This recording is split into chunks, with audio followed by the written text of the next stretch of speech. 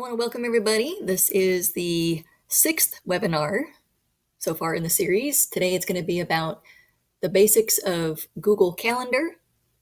And again, we're going to be doing an intermediate version next year and an advanced version in the third year of the panel. But today it's just the basics. We're going to be covering how to schedule events and also personal reminders. So the first thing is to show you how to get to your Google Calendar.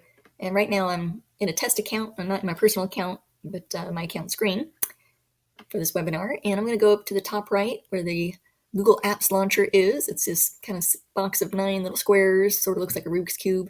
I'm just going to click on that once, and it opens up all the different little software programs we can use. And here's Google Calendar. It sort of looks like the number 31 date switching. And it's an interesting side note that this image here, this icon, that's also the icon to look for if you want to download this app to your smartphone or your Apple device. That's what the image looks like, so you know you're getting the right one. So like any other icons here, we can move them about. If we use Calendar a lot and we need to access it very quickly, we can move it to the top. I usually will keep it down here in the third row. Yours might be in a different location, but that's okay because these are all movable. So whichever place you'd like it to be. And we'll just click on it once to go to the Google Calendar. And there it is. That's what the calendar looks like for me because I usually have mine in a default view for monthly view. So the second way to get to your calendar can be if you've received an email invitation. I'm going to go to an example I already have open. And this is for webinar number 6. And so if I had received this as an invitation, I could just go right down here. It says, let's see if I can get that highlighted, view on Google Calendar. Shows up as a link with a hyperlink with a little hand, and I can just click on that once, and not only will it take me to the calendar, but it will also take me to the exact event. And there it is. It pops up for the actual event that I was on in the email, which is a kind of nice quick way to get there. So I'm going to close that event, and I'll close this calendar here. The other way, the third way to get to the calendar is if you're in your email inbox. Let's say we're looking at a bunch of our emails in our inbox. Over here on the right is this panel. It's called a side panel, and it's got the calendar up here at the top. It's loading right there. I just clicked on it once, and we can actually get to the main calendar by clicking here, open in new tab. And just click on that once, and there you go. You're back to the calendar. And let me close that. I just want to point out one other thing here about the side panel. Let me close that because it stays open. If you don't see your side panel on your email inbox, or if you want to hide it, let me say if you want to hide it, you don't want to see the side panel, you can click on this right arrow. So if there was a chance you clicked on that accidentally, you might not see the side panel on the right hand of your screen, but you might have a little left arrow down here that kind of pops out as you hover over it. And it says show side panel, and you can click on that, and there it is. And that way you can get to your calendar from there, from your email inbox. So that's the third way. So the first is Google Apps, your little 9 squares. It's always a best place to go, I think. But you can also get to it from an actual email invite for something that was sent to you to join an invitation to something on the calendar, or you could join it from your side panel here. So let's go back to the calendar, the first tab I had open, which I did not close out of. So we can take a look around and just get a feel for this interface. There's 6 views. Right now I'm in month view, but there's 6 different views you can choose from. And here they are. Day view, and I'll click on that to show you it goes right to today. And you can also go to week view. These are all pretty self-explanatory. Month view, which I love, year view, and you can look at it by a schedule, which is just list all your events. And right now we don't have too many events here. We just have holidays that are listed, but we'll be eventually filling up our calendar with more stuff, and we'll revisit this view at the end of the webinar. And then we have something called 4 days. And these days here, it defaults to Friday, Saturday, Sunday, and Monday. But you could customize this if you wanted, and we'll get into customizing in the intermediate class, but I think this is the default, the 4 days, Friday, Saturday, Sunday, Monday. The nice thing I want to show you was that there's letters here, individual letters, and these are the shortcut keys you can use to switch between these different views. So day is D, W for week. It only gets squirrely when you get down to schedule. It's an A, and that's only because if you hit S, it'll actually take you to settings. Whereas in a previous version of this calendar, schedule used to be called agenda, and that's where they got the A, so I think they kept that shortcut A and renamed it schedule. But I'll be using these shortcuts as we go through this webinar. For example, let me go back to monthly view. So I'm going to hit in, and there we go. I'll just click in there. The other nice thing over here is that whatever view you're in over here will affect the way you're able to view the following calendar, or I should say the following month. If it was in day view, it would be the following day. Let's switch to week view, W. I'll hit W. So now these go in increments of week, and you can go to previous week, or for a year, it'll switch to 2019 and so and so. So it switches automatically to whatever increment you're using over here. However, this button today is you can't change this. It's stuck. It's going to be always the button that takes you back to today's date. So if I hit it, it'll take it back to today. I can just click on it once. Oh, but it takes me to today in the view that I'm looking at. So if I go to, let's say, week view, then it puts me on today right here. The other thing up here near the top is a search box. You can't see it here. It only becomes activated when you click on the magnifying glass, the little search icon. So click on that once, and there the search box pops up. And we'll be using this later in the webinar as well, when we have more stuff booked. I'm just kind of showing you around here. These three little bars here, it's sort of a hamburger menu is what they call it. That is just a toggle button to show what it's referring to as the main menu, which is this section here.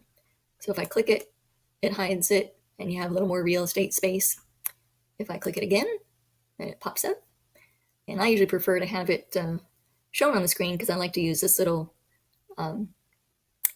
monthly calendar for booking purposes. The other section here says add a coworker's calendar. And really, I think it really should be just called add other calendars, because really you can add any kind of calendar, and we'll be adding a few near the end of this webinar.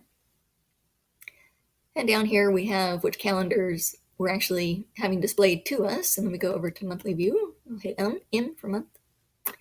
So this particular calendar I'm in right now, it says test 2, but if you're in your personal calendar, it'll probably have your email address here or your name.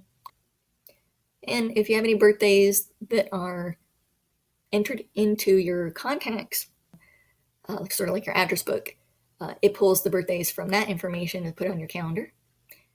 I'm going to say let's not show those on my calendar. I'm just going to click that. So then obviously you can't see any change, but if there were birthdays on there, I could click that box to not see them. And reminders, we're going to be setting some personal reminders later in the webinar. And let's see, we've got other calendars. The only one I've got here, I believe this is a default for everybody that has this, is holidays in the United States. And again, if you don't want to see those, you can click them off. And they're still there, it's just we're not seeing them. So we can click them to see them if we like. So one of the things I wanted to show you was this calendar that I'm viewing right now, because I've got the check mark there. You can see it's in a blue box, and that means any event booked on this calendar by me will be showing up in blue. And I'll show that by going to the 15th date up here in this calendar.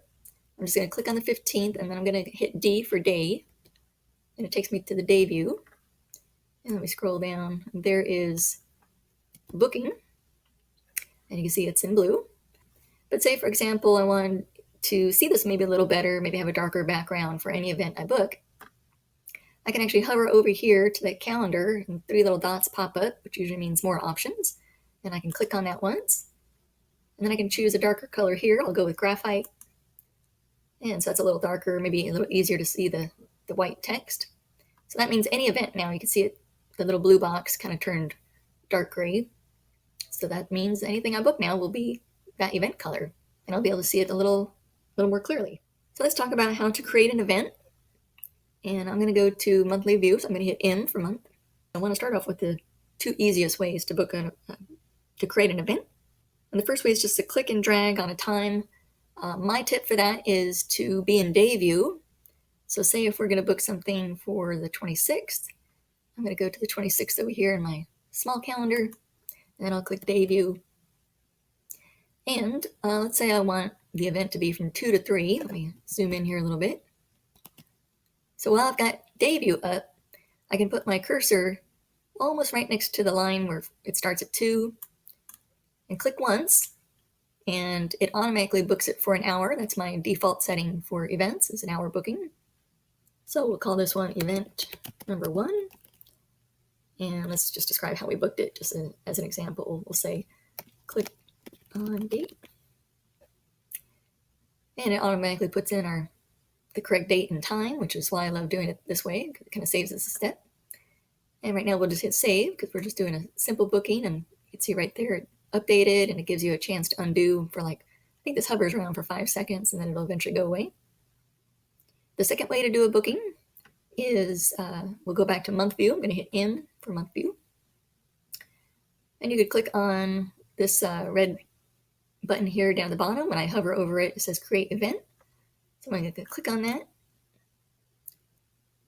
And what it's doing is it's choosing today as the date, right here, November 23rd. And it also chooses the next available time slot that's open, which is showing 8:30 to 9:30. There's my 1 hour booking.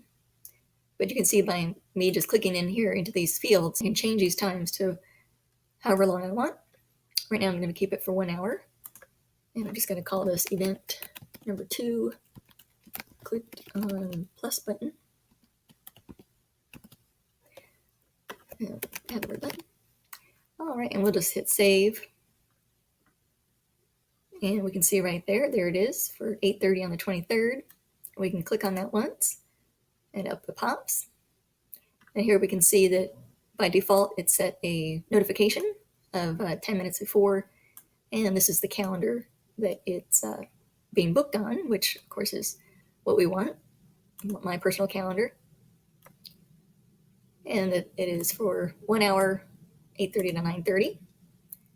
And we're just going to close that because I want to show you a quick way if you want to change the time. So let me go back to day view because I'm going after this one here, and I'm already on the 23rd over here on this calendar. So I'm going to click day, and I'll scroll down to 8:30. And you can see this line here, the red line. You're probably asking yourself, what's that? That is always going to be a moving line. It shows your current indicated time. So as we move through the webinar, it will go further and further down the hour. But I did want to show you a quick way you could make a change to this event. If you wanted it to be longer, maybe 2 hours, you could click and drag and hold it down, and it saves it. And it actually went from 8:30 to 11 p.m., so an hour and a half. And so what I did was I got my cursor to where it's like an up and down arrow, and that's where I'm able to pull the event to make it shorter or longer. I can just let it go wherever I see the time matching what I'm looking for. So let's say we'll go 8:30 to 10:30, get the 2 hours. And let's say, well, maybe we'll want to start at 9 and not 8:30. While we still have a little hand, a little icon over this, we can actually click on it once and then drag the whole event. It'll still keep it a 2 hour event, but we can change the starting time, and by letting go right where we wanted it to be. So we'll say we'll have it be 9 o'clock to 11 o'clock. So it's just an easy way to make a change by clicking and dragging and dropping. I love the drag and drop method. Let's go back to maybe the 27th. There we go. And let's say, what if you clicked on something and you didn't mean to, you click once and it thinks you're going to do a booking. All you have to do is go up to the X on the top right of the event, and it'll say close. It'll hover over, it says close. And so if you don't enter any information, if you don't hit save, it will not enter the event at all. So that's a good way to get out of it, X out of it, and not be booking stuff you don't mean to book. Let's talk about deleting an event. So let's go back to the 23rd. So let's say we want to delete this event 2 that we did by clicking on the button, the plus button. All you have to do is click on it once, and there's a little trash can up here that when you hover over it, it says delete event. You can click on that, and it will delete it, and it'll give you a few seconds to undo. And if you did not mean to, say once this goes away, there you go, and you say, oh, I didn't mean to delete that event. Well, you didn't really technically delete it. You can go up to your settings menu up here with the gear icon, where it says settings menu, and you hover over it. Click on it once, and underneath settings is trash. Click on trash once, and I'm zoomed out. There we go, make the screen a little smaller. I'm just hitting Control and my minus button to zoom out. And so there's the event right there. And we can click on it here with the little left-facing arrow that says Restore Event Number 2. And if we did that, it would add it right back into our calendar, which is kind of nice. However, the stuff in here only stays in here for 30 days. After that, it's automatically deleted. So if you want to restore something, I usually recommend go back and restore it right away. If you don't care, then just leave it in there. It'll go away after 30 days. Or you can delete it right away by hitting this little trash button again, which will delete the event forever, and you can't get it back. Or if you had a whole bunch of stuff in here, you could click this button, and it would select all the items, and then you could delete these all forever, all the items that were selected. But for now, we're just going to say, let's unclick that, and we'll just click this one for restore. And it says event restored down here. Oop, there it went. And I'll go back here, and there it is. It's back in our calendar. So delete is sort of a two-step process to fully delete an item. So let's go create a simple booking. Let's say we're going to book something for maybe the 27th. I'm going to do this by clicking right into, I'm already in day view, which is great. So I'm going to zoom into my computer, and I'm going to do that by just hitting Control and the plus symbol so you can see a little better. And let's say I'm going to book something between 4 and 5. So I'm going to use the method where I just click once near the 4 o'clock line, and that'll fill in the full hour for me. So I just want to point out something here, that this little section here that says event is highlighted blue, and that lets me know that when I'm about to book is being considered by the calendar as an event. The other thing we're going to talk about later is a reminder. And in the intermediate class, we'll get into out of office and appointment slot bookings.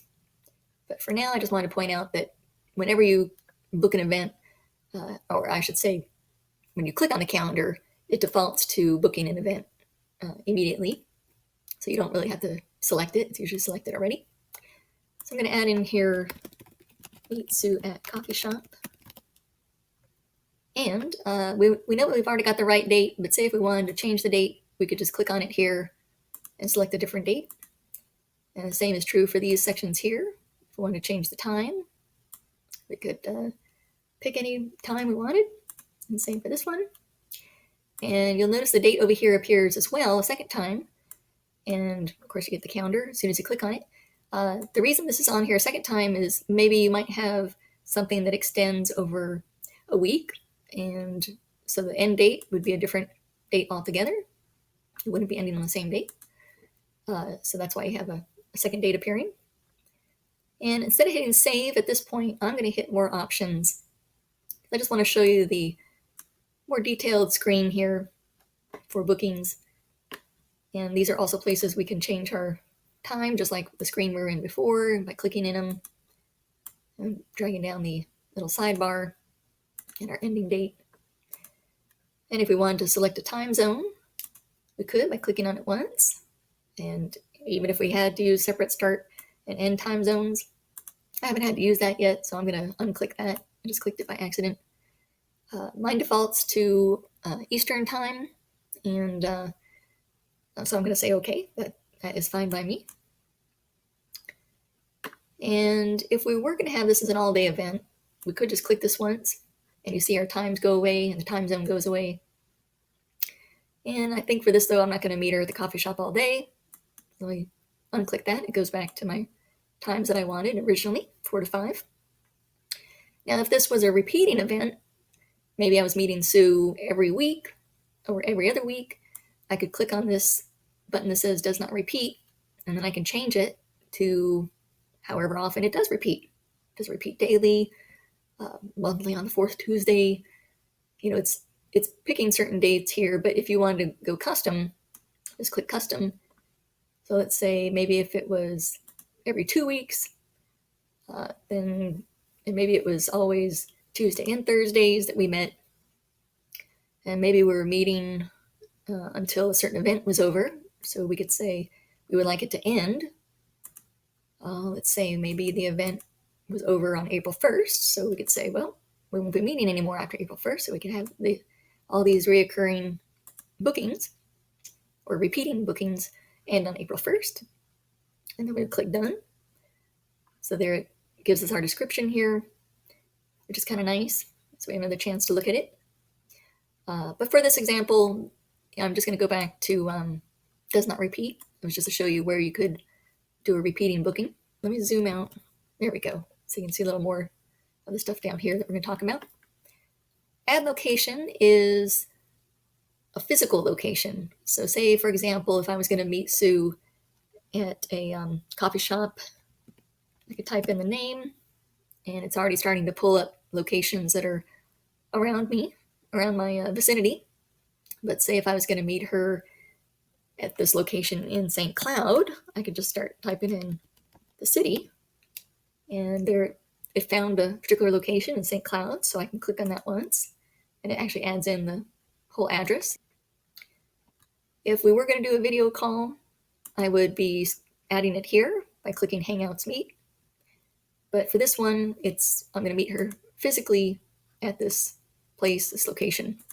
So I do not need conferencing. So if it says add conferencing, then you know it hasn't added it yet. But we can just double check that by clicking no conferencing. And this notification here, it usually defaults to 10 minutes. I like to usually get a notification 15 minutes before, so I'm just hitting these up arrows and down arrows here to adjust the time. And if I wanted it maybe not minutes, but maybe hours or days or weeks in advance, that's where you can change the increment here. But I usually prefer minutes. And this notification is like well, if I have my Google Calendar open, then the notification pops up as a desktop notification. On my smartphone, it shows up a little bit differently, and I'll show you that here in another booking. The other option we have is to just receive an email instead of like an alert notification. It can be just a regular email, and again, we can set whatever number we want this to be, maybe 90 minutes in advance. Or we could do both. We could say add a regular notification, 15 minutes before. And maybe that might be overkill to have two types of notifications, but maybe not. It's whatever your preference is. If you say, well, I don't want the email one, you could just click this X to remove the notification. And this again here, this is showing us which calendar we're booking this on. Say if you had, for a more complex one, if you had more calendars, you would be able to get a choice here to choose which calendar to book that on. And it's going to show our event color. And it's going to put us as busy. When we book it in our calendar, if somebody else is able to see our calendar or trying to book us for a certain time between 4 and 5 on this date, they'll get a notification that shows that I'm busy, that they can't book me for that time. Or they'll get a notification that they're trying to book me during the time when I'm already booked. Default visibility. This is explained by this little question mark here in a circle. It says, by default, this event will follow the sharing settings of this calendar. Event details will be visible to anyone who can see details of other events in this calendar. And that kind of gets more into calendar sharing, which we'll get into in the intermediate class. Right now, if you've got your set, if it's showing default visibility and you haven't made any other setting changes, that will be okay to leave it like that. And down here is an option if we want to type in something about this meeting. We could say meeting to discuss plans. And then at this point, we can just save it. And one thing I wanted to show you real quick with this simple booking that, and this could apply for any, well, even a complex booking really, is if I click on it once, it pops the information. This is sort of like a cheat sheet here, information about the event. But the really nice thing is if I hover over the location that I put in, it turns into a hyperlink. You can see it's an arrow now, but it turns into a underline and the little hand pointer. If I click on that, it opens up another tab for Google Maps up here, and it loads directly to that location, the place that I need to meet Sue at right here. There we go, it's dragging the map around. But and for example, if I need to find out how far that is away, I can click on directions and type in my starting point, and it'll let me know how far away and how traffic is for that moment, and I'll know what time I need to leave, which is really nice. So I just want to let you know those two things are integrated. I'm going to close the Google Maps here, but so if you type in a physical location, that map is integrated with Google Calendar, which is really nice. And there's our plans, our little agenda, and my notification, and the calendar. All right, so as a way to sort of step up the next level of sort of complexity a little bit, that'll step up the next thing in booking. Right now, this booking is just me only, me meeting Sue. This is on my calendar only. And if we want to step it up, we can invite Sue to this so that the invitation will also show up in her calendar. So let's go ahead and do that. And while we have this little cheat sheet version up, we can click on this little pen or pencil, however you consider it. And it says edit event if we hover over it. And we'll just click on that once. And we're back to that details screen that I was walking you through. Now, the very first thing is, as far as a tip, that when I start to invite people, the first thing I want to do is I'm going to reiterate the time up here in the main subject line and the time zone. And so this subject line here is what shows up in a person's email. But if you're doing a notification and they have notifications set up on their smartphone to alert them through the calendar app, then I just want to show you that this is how it looks when they get it on the phone. This is a previous example here. I put the time and the time zone in capital letters so it stands out, because down here it lists the time, but it's a little smaller, and I like to have the stuff up front right away. But the other reason I put the time zone is, let me go back to the calendar. Even though I've got Eastern time zone here selected, what happens is if I email Sue, if I invite her, and I use an email address, say that's not a Google or Gmail address, say it's maybe a Yahoo address or AOL or Hotmail or something like that, their calendar may not interpret this Eastern time zone part of the calendar. For example, when I sent something to myself and I have an Outlook calendar, this is an example here of what I received as a subject line for the invitation that came through on my Hotmail account. So it was showing me the 12:45 Eastern time that I had manually typed in, but then it showed me this other time, 4:45 to 5:45 UTC, and I didn't understand why that time was coming up. Had to look it up, and UTC is what they used to call Greenwich Mean Time. It now stands for Universal Time Coordinated. So it somehow, the calendar automatically put in this information, and if I had not specified up here 12:45 Eastern, the person might have just looked at this and thought, oh, we're going to start at 4:45. And I called Google Calendar and asked if there was a way that this could be taken off, and they said no. And they said it was not something with Google Calendar, it was something with my Outlook calendar. But I already had my Outlook calendar set for Eastern time zone as its default calendar setting. So the short end of it is I'm not sure how to solve it. So this is my workaround, is just to manually put the time and the time zone as well on there for any event that you're booking where it involves other people. When you start to invite other people to your event, just as a courtesy, always add that in. My other tip is, because this is a subject line that will show up in their email, is that if it is an Al-Anon related event, they should type in AFG for Al-Anon family groups in the very beginning. That way, when they get their email, let's go back to that email invitation, it'll say invitation AFG, blah, blah, blah, whatever the rest is. But if they say CAFG, then they can decide whether they need to open that email in private. So that's, again, another little courtesy thing. If they're surrounded by other people and they don't want to open that up an email that they know might maybe break their anonymity. So that's my second tip as far as the subject line. So let's say if I wanted to invite her, I can go to the section here called guests. And as soon as I type into this gray box up here, I can type in her name or her email address, whatever it's going to recognize from my contacts, or I can type her in manually. In this case, I'm going to assume her email address is test3, so I'm going to enter that in, and it automatically adds me as the organizer. And then also I've got her right here, in this case, she's test3. If, for example, I did not mean to add her, or maybe this is the wrong email address for her, I can click on this X over here to remove her. But as of right now, I know that's the correct one I'm going to use.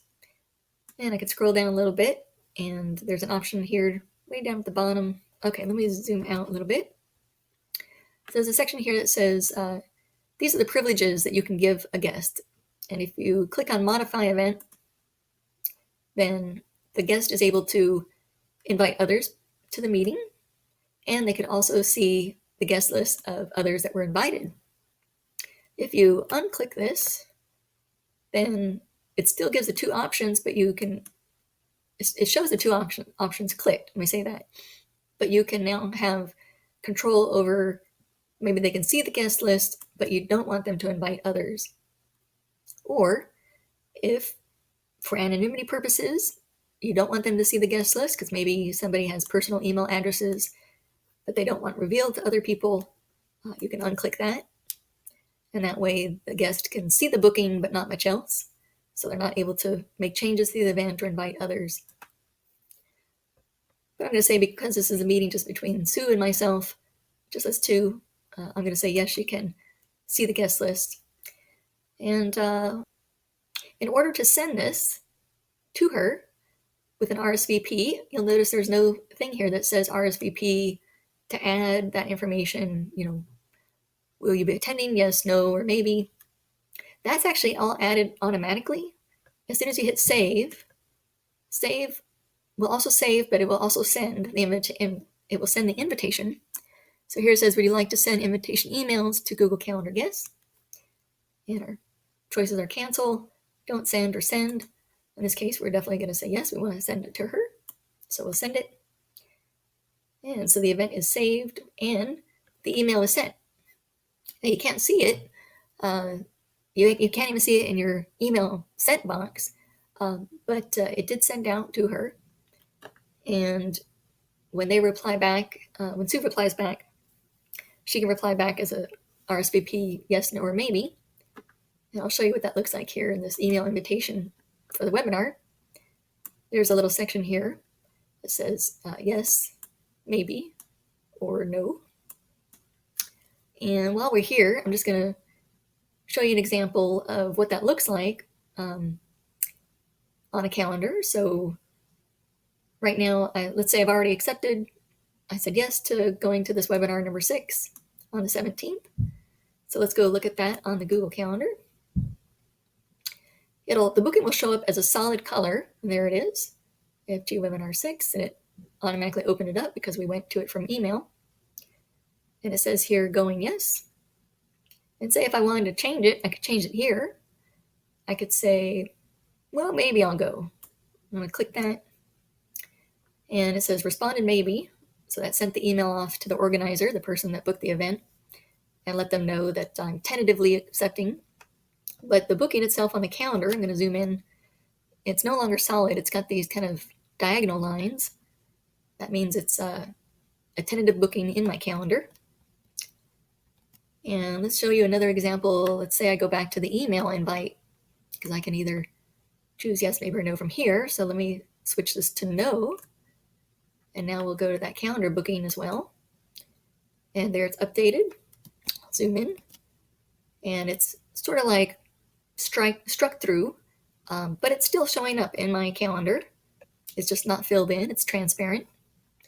And if, for example, you did not want to see something that you declined, you can change that up here in your views. Way down at the bottom, it says show declined events. You can click on that, and any event you say no to goes away from your calendar. But if you wanted to switch that back, you just check mark this section again. So it will show items that you've turned down or bookings you've turned down, invites. So that's up to you if you want those shown or not when you say no. That's where they are, up here in the views, right down at the bottom. So I'm going to close this calendar because I've got two tabs open, and that's okay. It will still let me do bookings. It's not like double booking stuff. So I'm just going to close one, though, for simplicity. Go back to this calendar. And we'll open up this one that we've been working on, where it's meet Sue at coffee shop at 4 p.m. Eastern. And you can see here now our little cheat sheet has changed a little bit. It says there's 2 guests. We have 1 yes and 1 awaiting. And the 1 yes, by default, is the organizer. It automatically marks me as a yes because I'm the one that created the booking. As soon as, so that's why it's got a little green check mark. As soon as Sue, here as test 3, as soon as she says yes, we would see a little green check mark by her as well.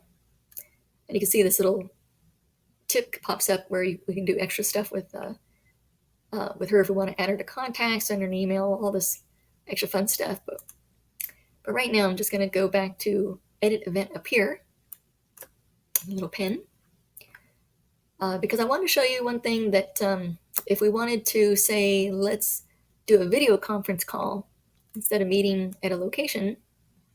So I'm going to delete this information here about the physical location, since if we do a video conference, we can be anywhere in the world. We can be in our own homes to video conference, so we don't need to actually go to a coffee shop anymore. So I'm just going to hit the delete key.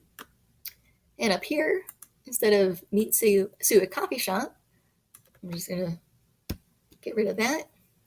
And here's another tip. I like to do the words video call with Sue, or a video call if it's with many people. You can just say video call at 4 p.m. or whatever your subject line is. But if it's a video call, I usually like to specify that right off the bat in the subject line. And then we'll go down here, and if nothing's added yet for conferencing, we can click add conferencing. And the only option we have right now is to choose Hangouts Meet.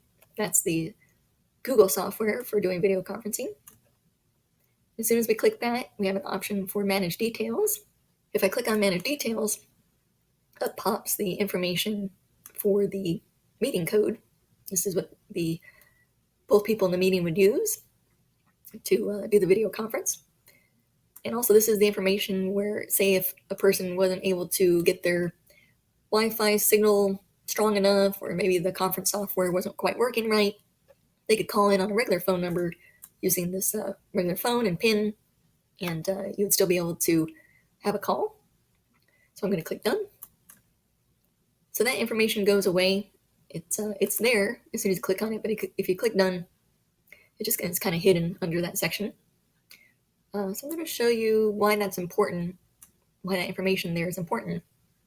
Because down here, I'm also going to put the words video call to discuss meeting plans.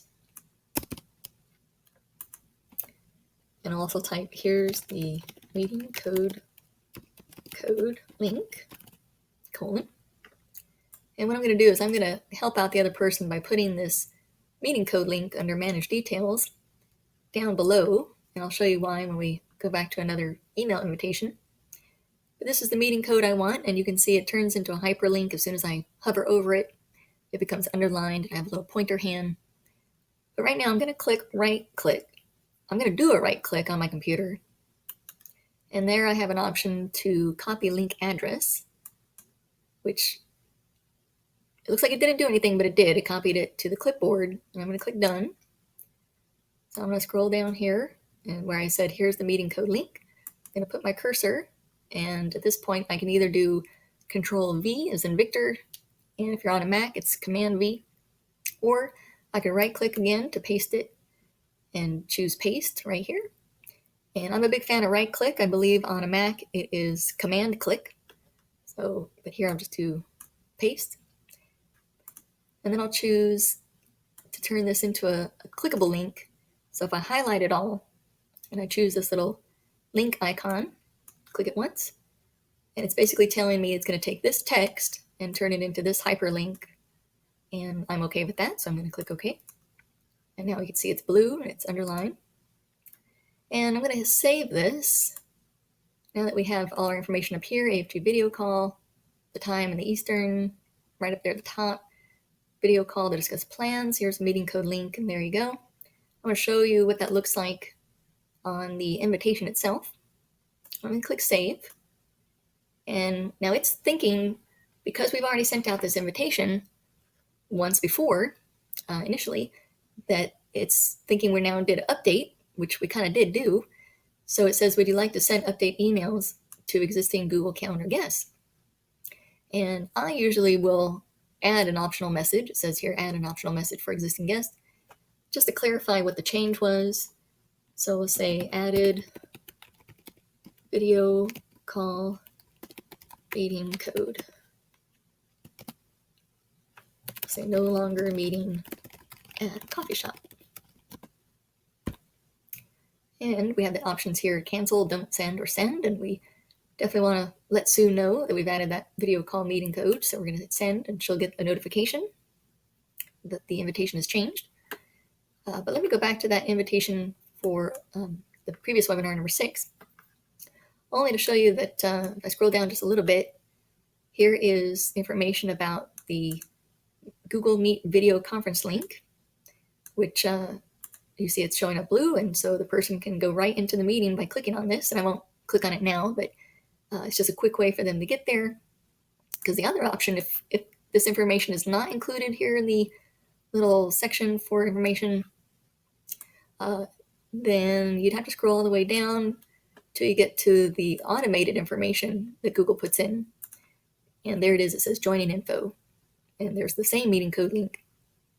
But sometimes people don't scroll all the way down, which is why I like to put it near the top part, because it shows up pretty quickly on their screen, and they don't have to hunt for it down to their email. So let's go back to our calendar, and I'm just going to go back to my tab that's already open here at the top. And we're going to make one more change to this booking here, the video call with Sue. Zoom in a little bit. And wait till I get my, not the arrows, but the pointer hand. I'm going to click on it once. And now you can see our little cheat sheet has increased because it's got information now about our Google Hangouts meeting code, our regular phone call information number. We have to have somebody calling by regular phone. And there's our information we physically typed in, the meeting code link that shows up pretty high up in the email invitation. Let's go to the details. We're going to click Edit Event and click on the little pen or pencil. So the other thing I wanted to show you, if you're doing a video call with somebody and you want to work on a document together, a nice little tip is to attach the document to the calendar booking. And you can do that here with this paperclip icon that says Add Attachment. I'm going to click on that once. And I'm going to go to this document here that just says Calendar Basics. It's just a Google Doc. Maybe this is what we're going to be talking about in the video call. And I just found that under mine. It defaults to recent, and that's what I had open recently. So I'm going to click Select, and it automatically adds that Google Doc as an attachment to this booking. So now I want to reference that, and I'm going to say maybe I'll type a sentence here that says, attached is the document we'll be reviewing. And the nice thing is if I hit save, it's going to do two things. It's going to consider this an update, obviously, because we've already, we're making a change to this booking. But the other thing it's going to do is it's going to ask me permission to share this document with Sue because I have not shared this document with her. So I'm able to do sharing of documents through Google Calendar this way. So let me hit save. And here's our, would you like to send email updates or an update email? So I'm going to say, I've attached the document we'll be working on. Please click on attachment. And we'll say send. We want this notice to be sent to Sue. And there's our information that says about sharing. Someone needs access to the file. And this is Sue in this particular case. And share with one person, we can give her privileges to just view it only, or just to make comments only, or full editing privileges. And I'm going to say let Sue get full editing privileges because we're going to be discussing a lot.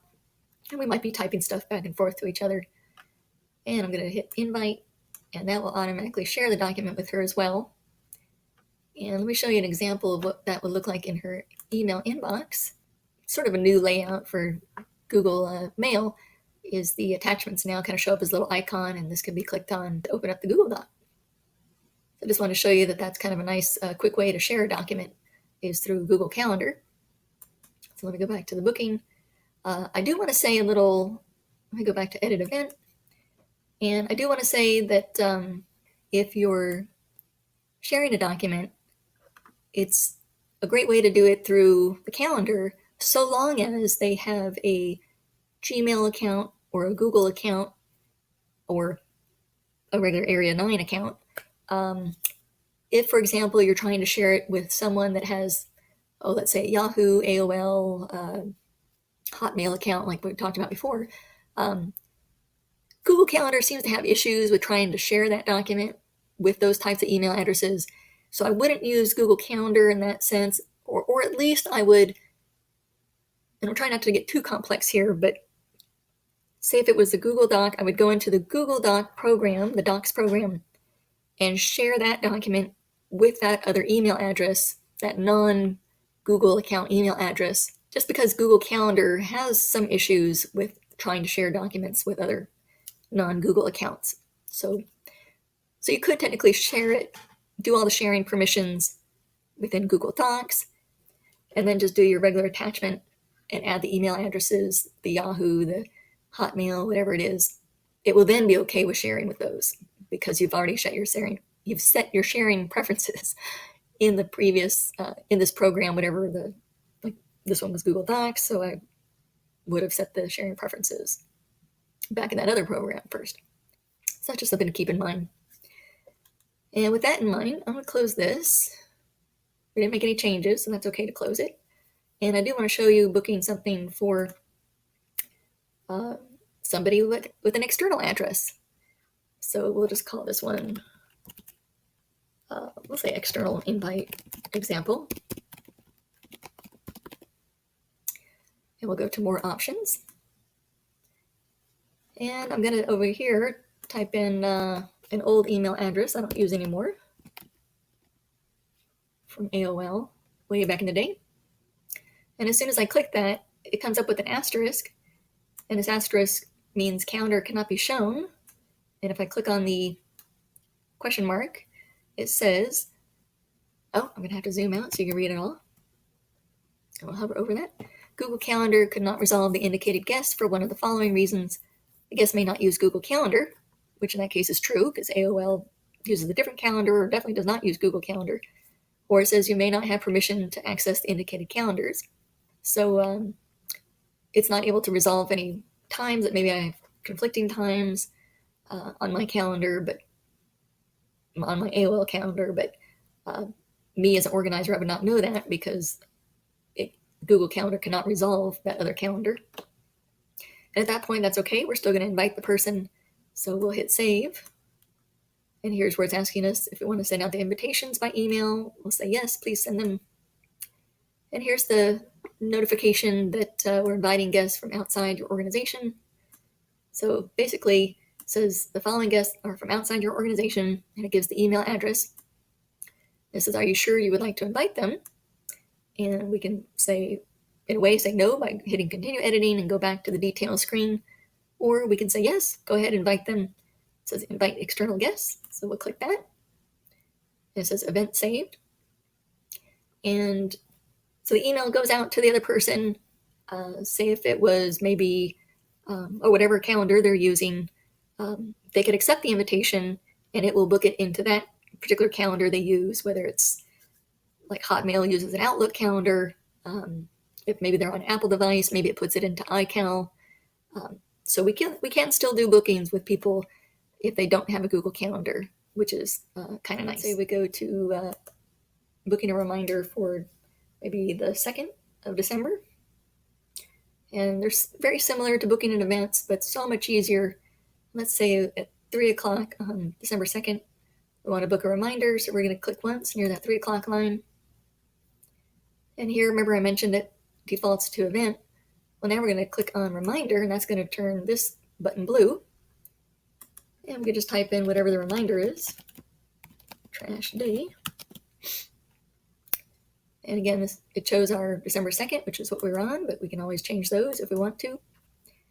And say if this was, oh, I don't know, a repeating event, trash is picked up every week on Sunday, we'll choose that. And we'll choose save. And there it is. A reminder that trash day is 3 p.m. And the other thing we can do is, let's say, we're going to do another reminder on the 3rd. We'll do one at 9 maybe. Set reminder. Report due. And we'll say that's not reoccurring, so we'll just do this one booking. We'll hit save. So this will send out a notification to me on my smartphone as well as a desktop alert if I have my Google Calendar open while this report deadline comes due. And if it's done and passed and I've done it, I can click on it once and then I can just hit mark as done. And it puts a strike through, but it puts a strike through and it doesn't show up on that particular date. It shows up on the date that I completed it, which is today.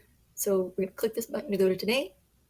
And there you can see we got our report done, or one reminder done, report due. And if we had multiple reminders done, it would stack them up here and say 4 reminders done and what they were. And if we ever want to delete it, we can, again, just like the calendar booking for an event, we can hit delete or restore, which would mean it's not done. I'm going to close this.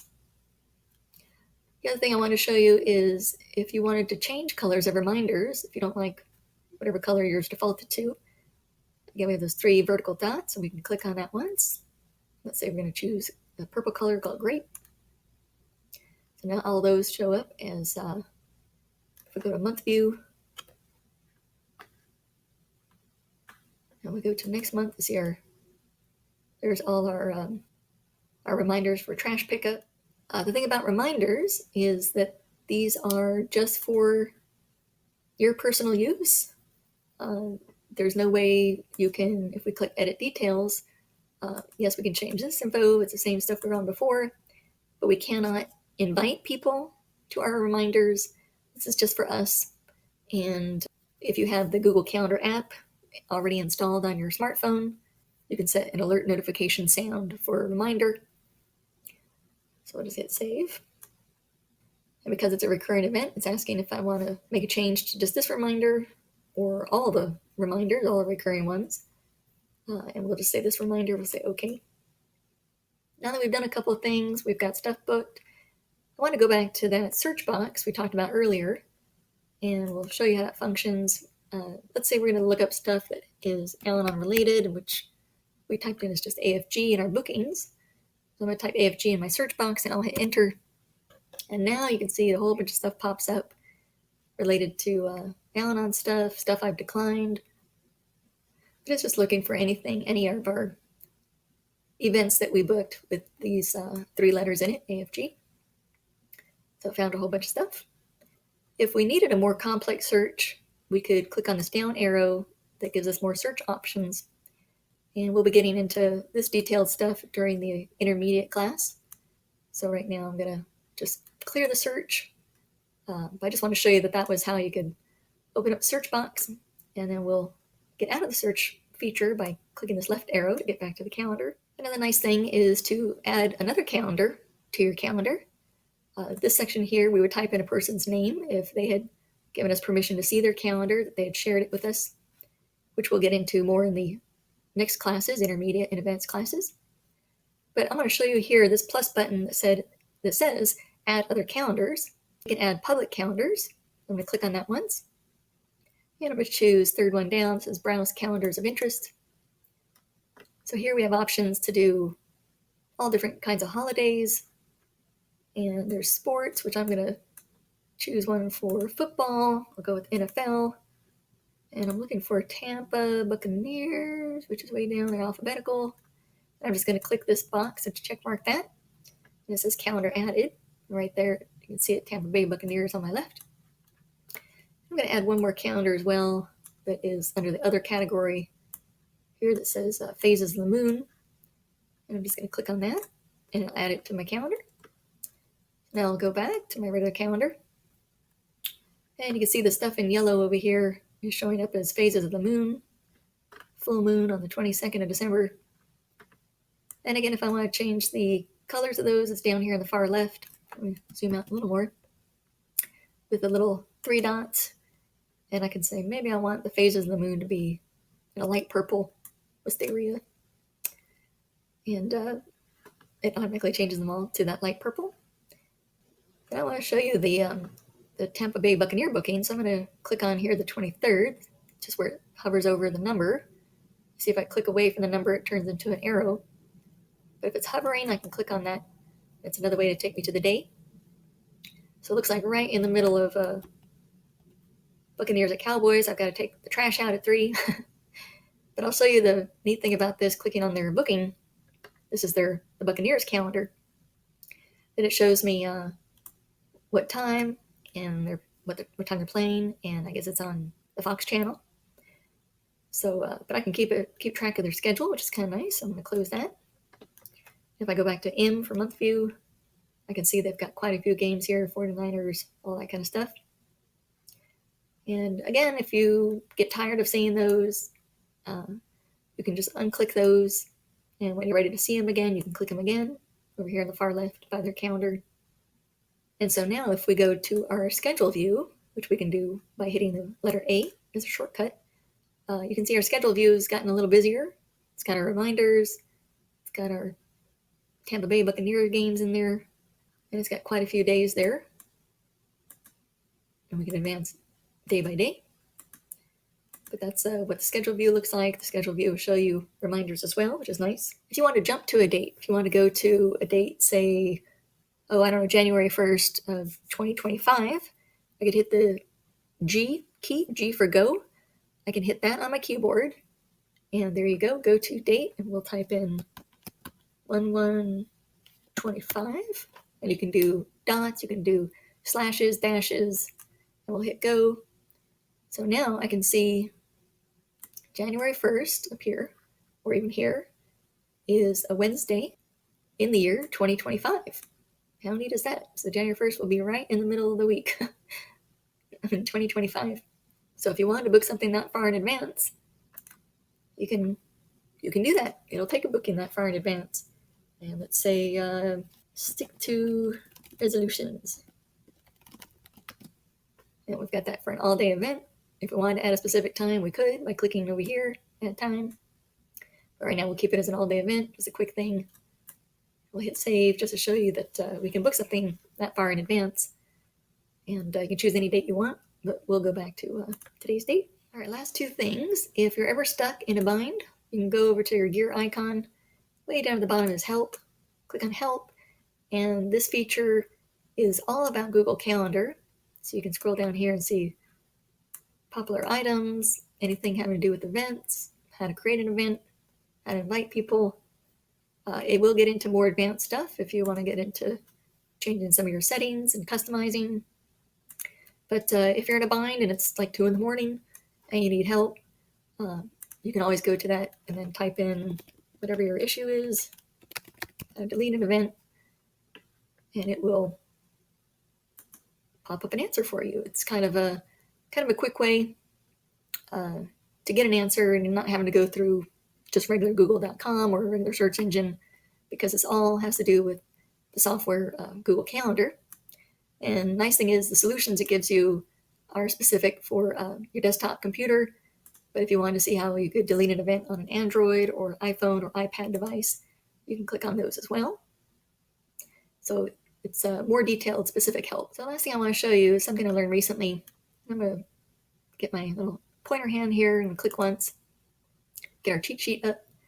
Up here at the top, it says delete event. It's our trash icon. And there's a little email icon here, little envelope icon. And it says email guests. And I just want to point out that that's not the same as inviting guests. This is basically where you would just send a note to somebody like, I'm going to be 10 minutes late for the meeting. And you can send a copy to yourself. I believe it defaults to sending a copy. And it says we're still awaiting a response from one of our guests, but that's for the email invitation. But say it's getting close to the meeting and you just want to send everybody on the guest list a note. This could be, start without me or something like that. When we hit send, it'll send it out to everybody. It says email sent, just to let them know. So it's not the same as inviting them to a booking. Now I want to show you what that looks like in the email. This is the previous one I did, where there's a message saying I'm running 10 minutes late for this particular event. A quick note about the meeting, and that's an option if you would like to use it. So that's just by clicking on it once and using this button up here to email guests. And we hit cancel there. And we'll close that. That covers everything I wanted to cover in this basics class. And I hope you've learned at least one new thing. And if there's something I haven't covered, now's the time for questions.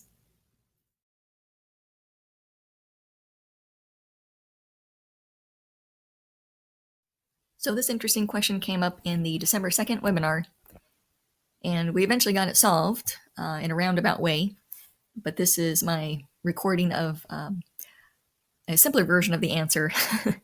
The participant didn't see birthdays in her list of calendars, and not exactly sure why it wasn't there. But if there is any calendar here that you would like to have hidden, the 3 vertical dots here for options, you can click on that once. And there's an option here for hide from list. And I'm just going to click on that to show you that this is what the participant saw, that there was no birthdays option here to click or unclick. And if you go to settings up here in the gear icon settings menu, we'll just click on settings one more time. And if we scroll over to the left and down, we can see that there's birthdays and there's a little I kind of crossed out. Well, if we hover over that, it says show in calendar list. And if we click on it once, it's just a toggle button. Now we should be able to see it. The I is fully visible. So we'll go back to the calendar and there it pops up. Our birthdays pops up in our list of calendars to be able to check or uncheck over here. But that's just a quick way. If for some reason, if you're not seeing it on your list of calendars, just check your settings and scroll down and see if you have once you hover over this little area here, if you have a little I that's crossed out like that, then you might not be seeing your calendar or seeing that in your list of calendars. So just unclick and it will pop up. We'll go back to settings, or we'll go back to our calendar, and there you go, it's in the list.